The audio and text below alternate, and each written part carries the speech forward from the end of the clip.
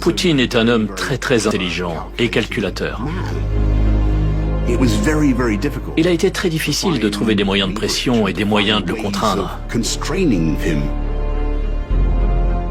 Il m'a menacé un jour et m'a dit « Boris, je ne veux pas vous blesser, mais avec un missile, ça ne prendrait qu'une minute. » Vladimir Poutine a ébranlé les fondements de la sécurité internationale. Кто бы ни пытался помешать нам, а тем более создать угрозы, ответ России будет незамедлительным и приведет вас к таким последствиям, с которыми вы в своей истории еще никогда не сталкивались. C'est une décennie d'affrontements avec l'Occident qui a vu Poutine prendre le chemin de la guerre. Les dirigeants qui lui ont fait face racontent. J'ai dit au président Poutine que c'était une situation sans issue. J'ai été clair, on ne pouvait pas faire comme si de rien n'était avec la Russie. Les frappes de Poutine se rapprochent.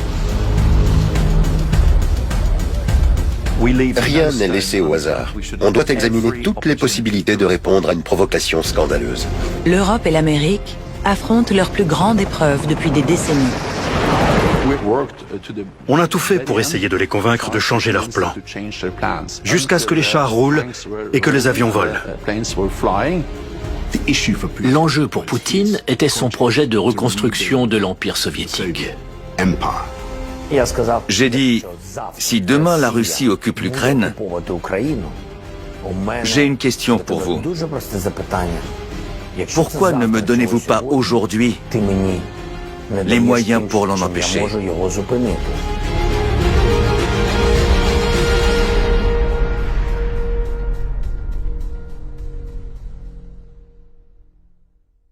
I don't know Putin. He said nice things about me. If we got along well, that would be good. Frankly, Putin has built up their military again and again and again. Our nuclear is old and tired, and his nuclear is tippy-top from what I hear. Welcome home, Mr. President! Donald Trump est devenu président des États-Unis alors que les allégations d'ingérence russe dans son élection se succédaient. Après l'élection, j'ai appelé la Maison-Blanche pour féliciter Trump. Et j'ai vraiment essayé de me préparer à cette conversation téléphonique car je doutais que l'Ukraine soit sa priorité. Le message que j'ai adressé à Trump depuis le début était « Ne faites pas confiance à Poutine ». Depuis l'invasion de la Crimée par la Russie en 2014, l'Ukraine faisait pression sur les États-Unis pour qu'ils leur envoient ses missiles anti-chars Javelin. Le président Obama avait déjà refusé, se méfiant de l'escalade des tensions avec la Russie. Désormais, Poroshenko pouvait présenter son projet à Trump.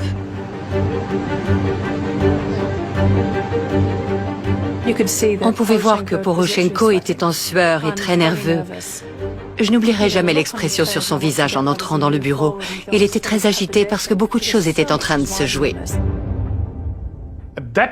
À cette époque, nous étions sous occupation russe. À cette époque, la Crimée était occupée. À cette époque, le Donbass était occupé.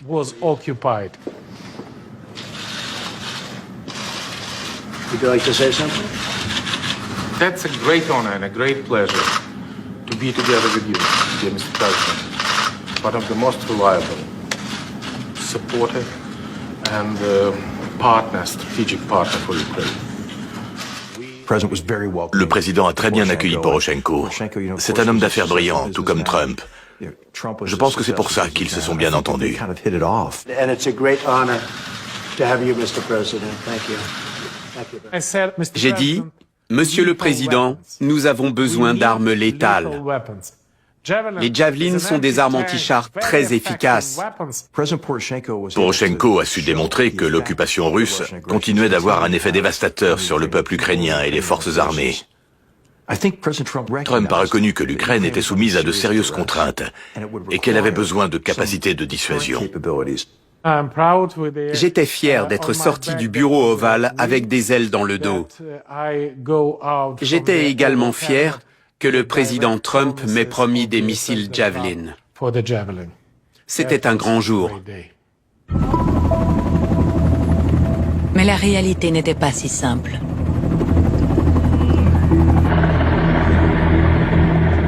Lorsqu'il s'est rendu au sommet du G20 2 semaines plus tard, Trump n'avait toujours pas signé cet accord.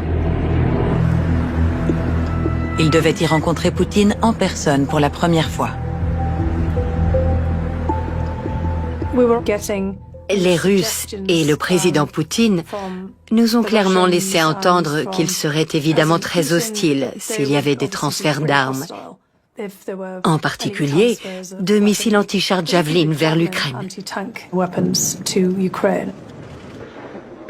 Le président était sensible au fait que tout ce qu'on ferait pour aider l'Ukraine mettrait la Russie en colère. Il avait, faute de mieux, un intérêt à être ami avec le président Poutine. We look forward to a lot of very positive things happening for Russia, for the United States, and for everybody concerned. Trump s'est donné beaucoup de mal en imaginant à tort qu'une bonne relation personnelle avec Poutine modérerait son comportement.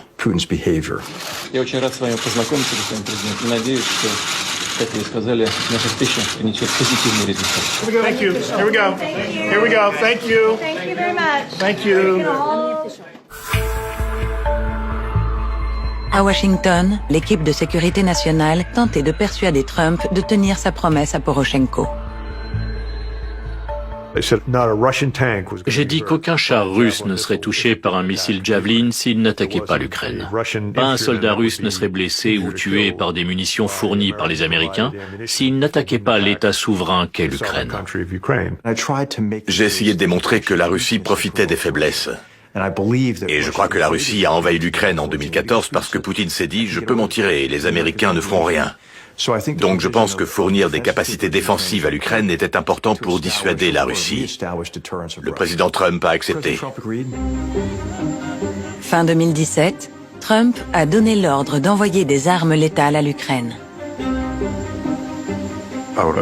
Notre réaction à la décision du président Trump, c'était que les Américains avaient dépassé les limites. Il a été convaincu d'envoyer ces Javelin, et bien sûr, ce n'était que le début de l'armement de l'Ukraine. Le début d'un chemin très dangereux. Le fait que les États-Unis fournissent au régime des armes létales, je pense qu'il l'a perçu comme une menace. Poutine pensait que l'Ukraine était illégitime, qu'elle avait été arrachée à l'Union soviétique, à la Russie. Il a clairement dit qu'il considérait l'éclatement de l'Union soviétique comme la plus grande catastrophe géopolitique du XXe siècle. Depuis 1991, 13 ex-pays communistes ont rejoint l'OTAN et l'Ukraine veut en faire de même. Après l'invasion de la Crimée par Poutine en 2014, l'OTAN a renforcé sa présence le long de la frontière russe, notamment en déployant des systèmes de défense antimissiles.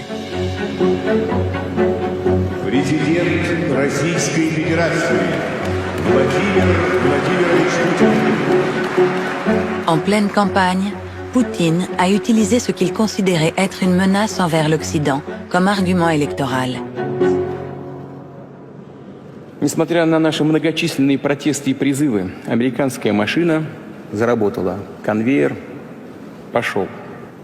А что же сделали мы, кроме протестов и предупреждений? Чем ответила на этот вызов Россия? Вот чем.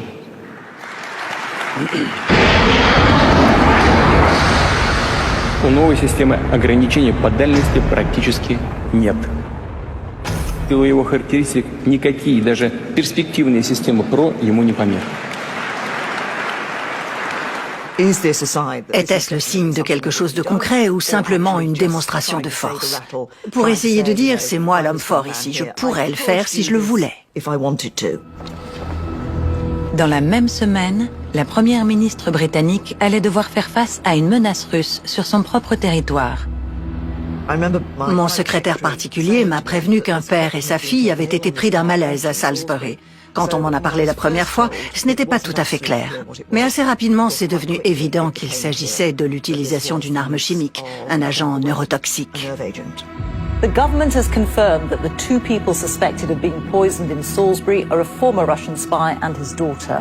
Sergei and Yulia Skripal remain critically ill in hospital. The Foreign Secretary says the government will respond robustly if any Russian state responsibility is proven. Dès qu'on a identifié les victimes, on a su que ça avait un lien probable avec la Russie. L'arme chimique utilisée était un Novichok, un agent innervant développé à l'époque de l'Union soviétique. Donc assez rapidement, ça nous a permis d'identifier notre principal suspect, l'État russe.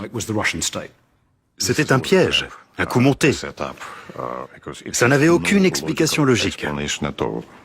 Premièrement, on n'avait pas besoin de tuer ces gens. Deuxièmement, si cela avait été nécessaire, il y aurait beaucoup de méthodes plus simples qui seraient passées inaperçues. On les aurait simplement rayés de la carte et fait disparaître. The government has concluded that it is highly likely that Russia was responsible for the act against Sergei and Yulia Skripal. Ну и, конечно, думаю, что любой здравомыслящий человек понимает, что это полная чушь, бред, нонсенс, чтобы кто-то в России себе позволил подобные выходки накануне президентских выборов и чемпионата мира по футболу. Ну, просто немыслимо. Theresa May a appelé ses principaux conseillers. Le point de vue de Theresa May était de ne rien laisser au hasard, d'examiner toutes les possibilités de répondre à une provocation scandaleuse. Il ne fallait rien laisser de côté. Il fallait envisager toutes les options. Nous avons discuté d'un des principes fondamentaux de l'OTAN qui prévoit que si un pays est attaqué, en vertu de l'article 5, il peut solliciter l'aide de tous les membres de l'OTAN. Quelqu'un a dit, Theresa, attendez une minute. Ce serait un peu disproportionné. La seule fois où l'article 5 a été utilisé, c'était en réponse aux attaques du 11 septembre. Et aux yeux de certains de nos alliés, la réponse serait un peu disproportionnée. On a décidé d'expulser les agents de renseignement russes, ce qui a été un signal important pour la Russie. On sait ce que vous avez fait et on va agir contre votre réseau. La première ministre avait besoin du soutien de ses alliés, particulièrement des États-Unis, pour que son action ait un impact.